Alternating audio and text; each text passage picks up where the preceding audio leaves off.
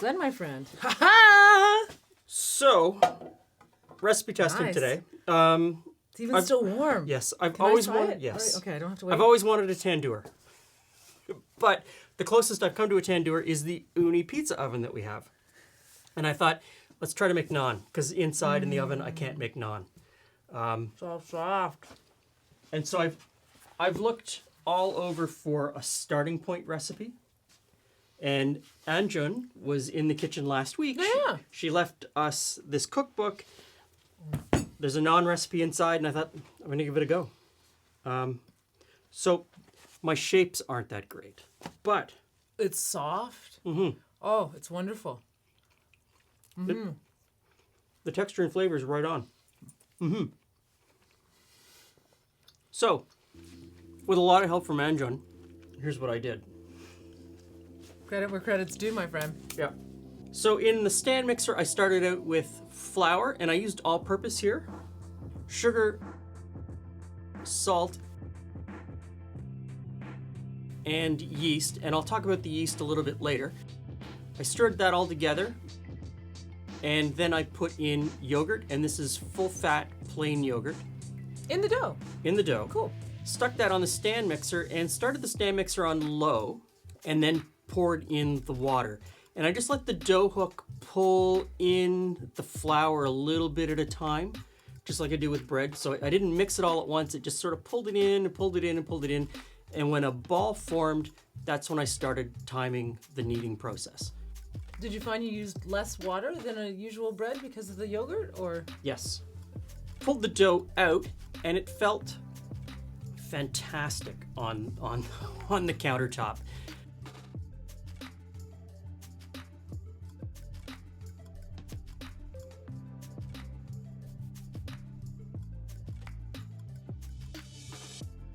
Made it into a rough ball, put a little bit of oil in a bowl, oiled the dough, covered it, and set it aside for about an hour and a half.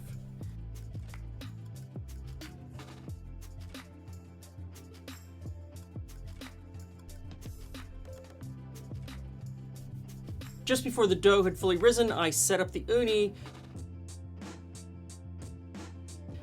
We're firing up with charcoal today, and then I put a couple of lumps of wood in just to get some nice rolling flame and a little bit of smoke.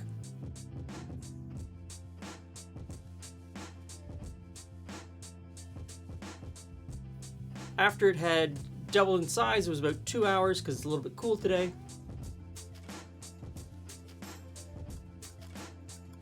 Cut it into 6 pieces, and then I tried to shape it. And as you can see, that is the point where I fell down in this whole procedure. But Yeah. okay, so they're not restaurant shaped, but they're still certainly edible and shareable and.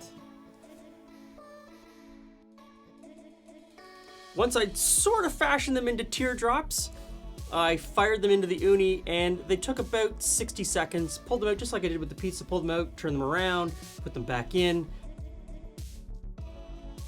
And if you haven't already subscribed, please subscribe now and smash that notification bell so you find out about our new videos as soon as they come out. And then just before they were done, I flipped them over just to get a little bit of charring on top, and then brought them inside. So Now what I need is something to. we do. Soup it with. But the dough is fantastic. It's very good. This is probably the best I've ever made naan, and that's a combination of a great recipe to start with, and the wood-fired oven. So I'm curious though, Mm-hmm. because you've made naan before, just for our own Yep. use, and you make a lot of bread. The yogurt, I'm fascinated with the yogurt in the recipe. So the yogurt adds fat and acid, and both of those things will sort of soften it a little bit. But have we ever made it with a yogurt before? We have made it with yogurt Okay. before. Naan recipes seem to be all over the map. Some of them have yeast and some of them don't have yeast. And I know pretty sure that the ones that don't have yeast are because people are afraid of using yeast. Don't fear the yeast. So they use other leavening agents, and it makes it a little bit tougher.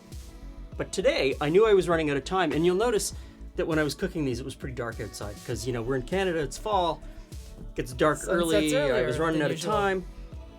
So today I tried this, and so, yeah.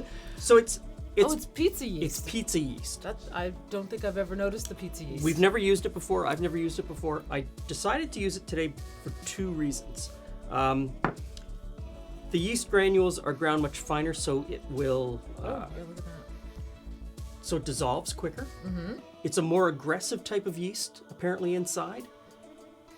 It's got different. So in those little granules, it's not just yeast. There's other stuff in there. So there's nutrient to get the yeast going when it first goes. So it has a different kind of nutrient, and it has something called a dough relaxer.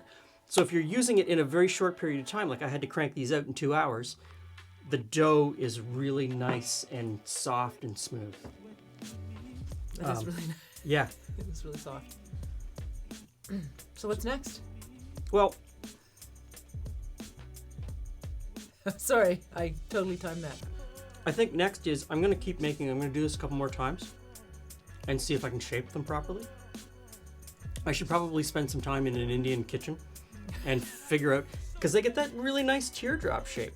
You know, Practice, my friend. That's not the prettiest one I've ever seen, but No. it is very, very tasty. But it's tasty. It's cooked really well and it's tasty. And I really do think that cooking it in that pizza oven Makes a difference? makes a huge difference. Yeah. Yeah, because in the past, just for our own personal use, we've done it on the barbecue a lot. I've done it on the barbecue. I've done it on a like a pizza stone in the oven.